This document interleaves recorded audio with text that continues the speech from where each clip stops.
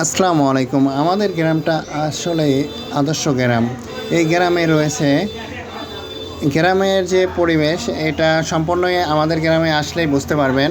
কারণ গ্রাম মানেই মাটির রাস্তা, কাদো, সব মিলিয়ে চলাফেরা।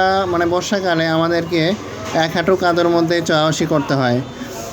আর যদি কেউ ভাই আমাদের গ্রামে যদি মোটর সাইকেলে আসেন, অ্যাটলিস্ট মোটর সাইকেল আপাতত আপনাদের নিজ দায়িত্বে গ্যারেজে রাখতে হবে, তাছাড়া আমাদের গ্রামে ঢুকতে পারবেন না। সচরাচর আমাদের গ্রামটা এত বাজে অবস্থা যে মোটামুটি আপনার খালি পায়ে হাঁটতে হবে গোটা গ্রামে যদি ভিজিট করতে চান। আর একটা বড় বিষয়, আমাদের এখানে যে অটো আছে যার যার আসলে একটা গ্যারেজে রাখতে হয়। আর গ্রামের মাথায় একটা গ্যারেজ রাখার জন্য একটা দোকান ঘর ভাড়া নেওয়া হয়েছে। আর এখান থেকেই গাড়িটা দেখেন কত কষ্ট করে পার করতে হয়।